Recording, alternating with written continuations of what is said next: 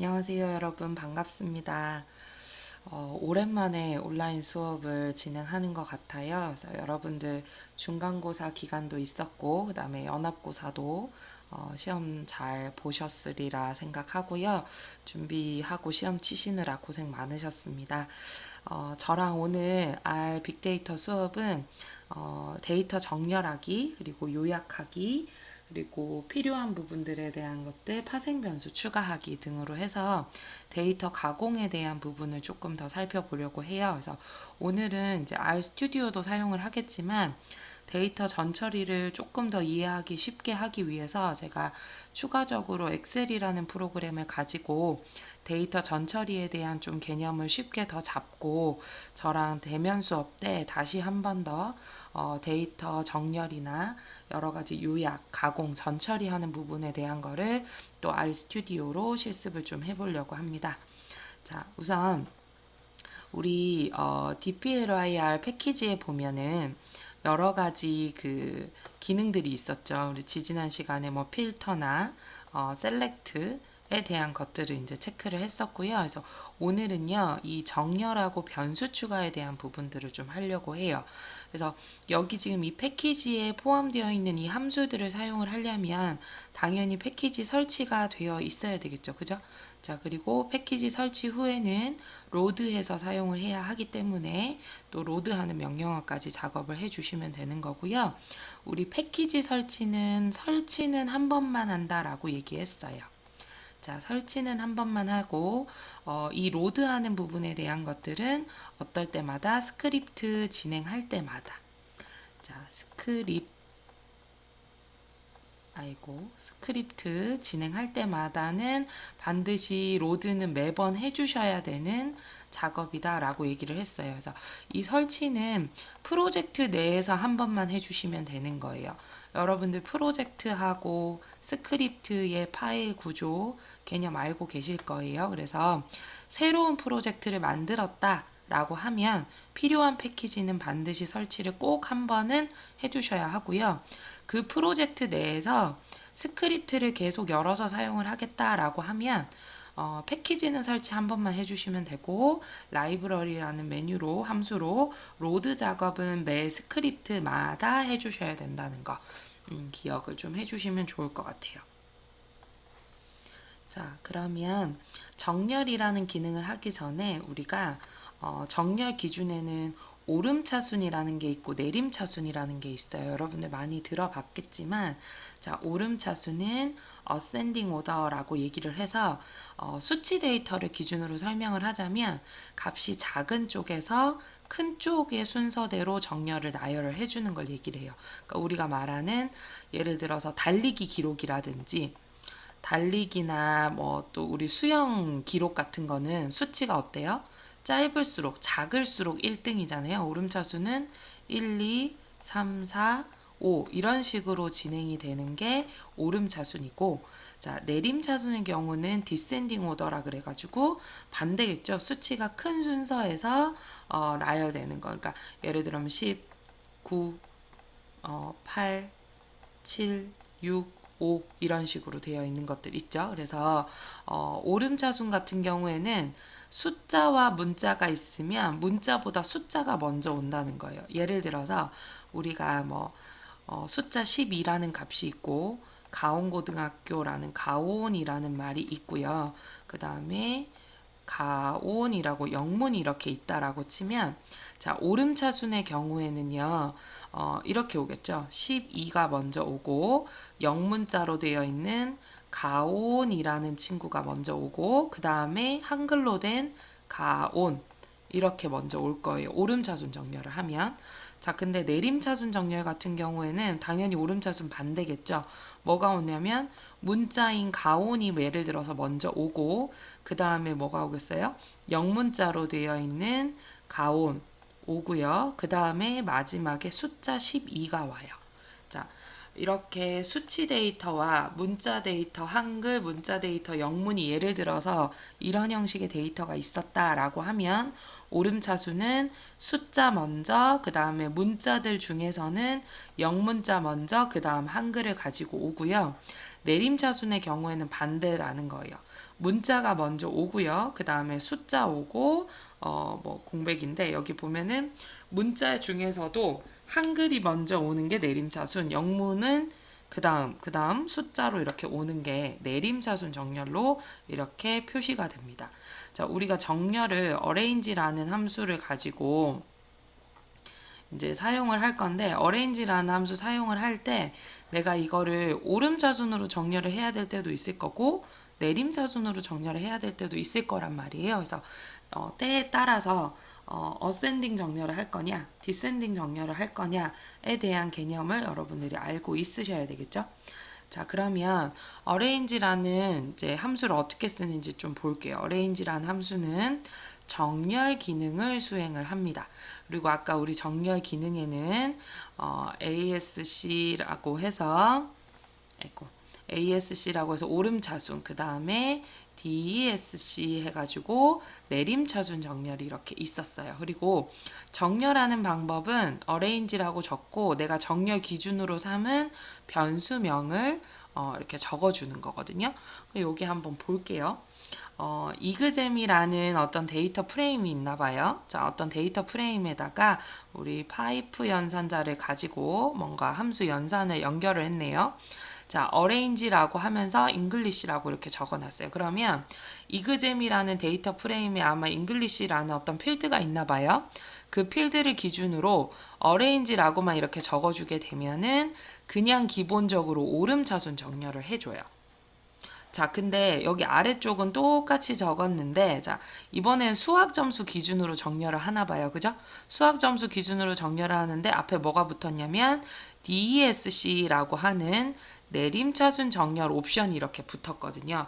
그러면 수학 점수가 어때요? 높은 순으로 먼저 정렬을 해서 보여주겠죠. 자, 그럼 우리 RStudi오에 가가지고 한번 볼게요.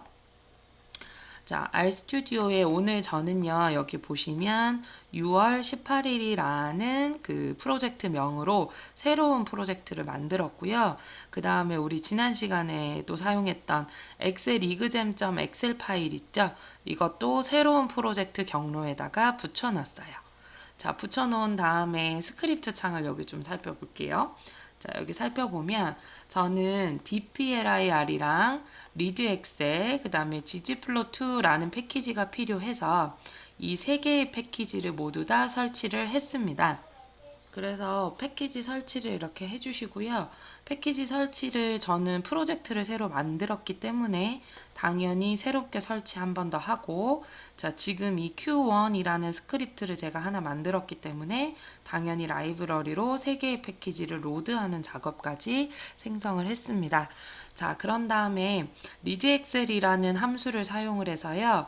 excel 언더바 이그잼.xlx 파일 있죠? 우리 여기 엑셀 파일, 이 파일을 이그잼이라고 하는 데이터 프레임으로 생성해서 가지고 오세요 라고 해서 오른쪽에 환경 변수 쪽에 보면 이그잼이라고 하는 20개의 레코드 5개의 변수를 가진 데이터 프레임으로 이렇게 만들어 줬어요.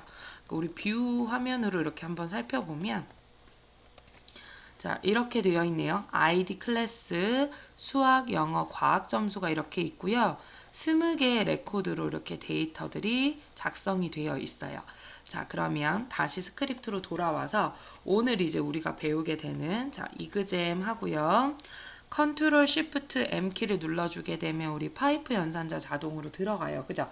자, 여기에다가 이제 arrange라고 해서 정렬을 해보려고 하는데 예를 들어서 아까 영어 점수를 기준으로 영어 점수라는 변수 우리 이그잼 데이터 프레임에 가면 영어라고 하는 변수 있었거든요.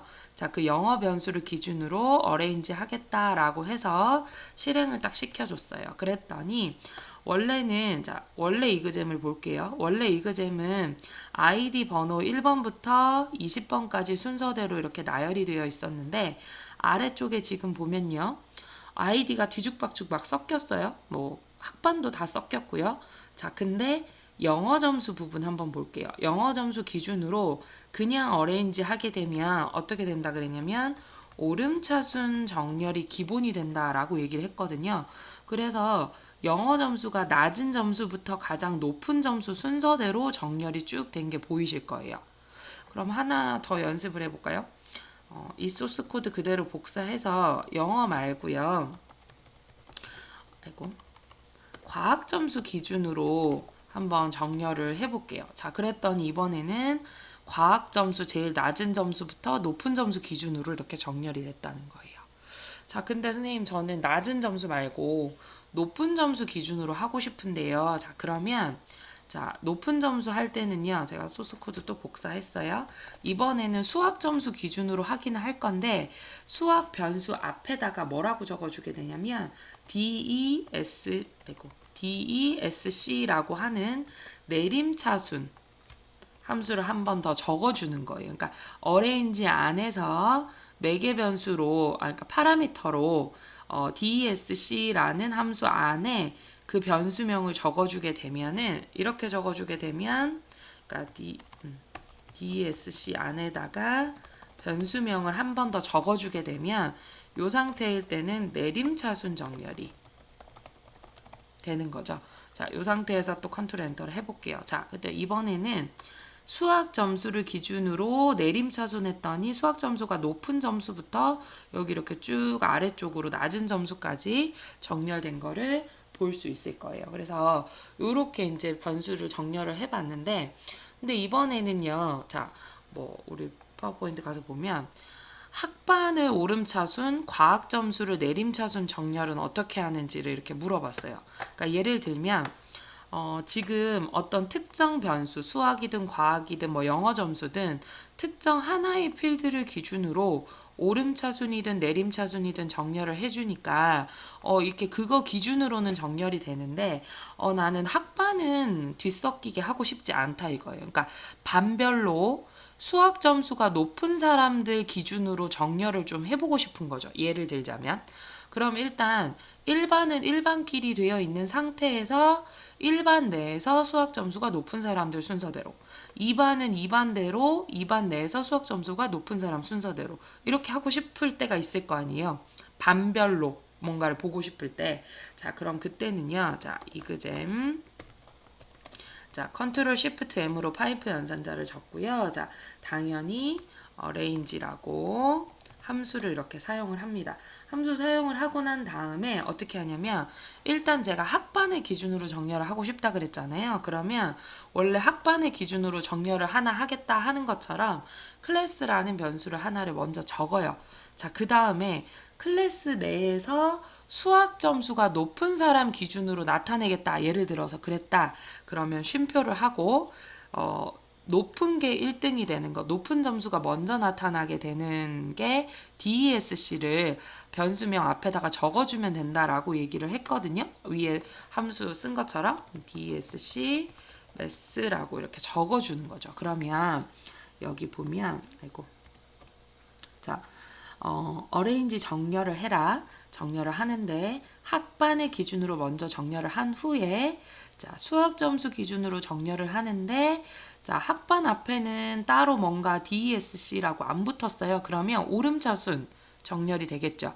그럼 학반은 1반, 2반, 3반, 4반 그러니까 1반끼리, 2반끼리, 3반끼리 이렇게 모일 거예요. 그리고 난 다음에 정렬 기준은 학반 내에서 수학 점수를 기준으로 정렬을 하는데 높은 점수가 위로 올라올 수 있도록 내림차순 정렬하겠다라는 명령어가 되는 거죠. 자, 제가 콘솔 창을 조금 넉넉하게 보이게 하고 컨트롤 엔터를 한번 해볼게요. 자, 이랬더니 클래스 기준으로 1반, 2반, 3반, 4반, 5반이 이렇게 묶였어요.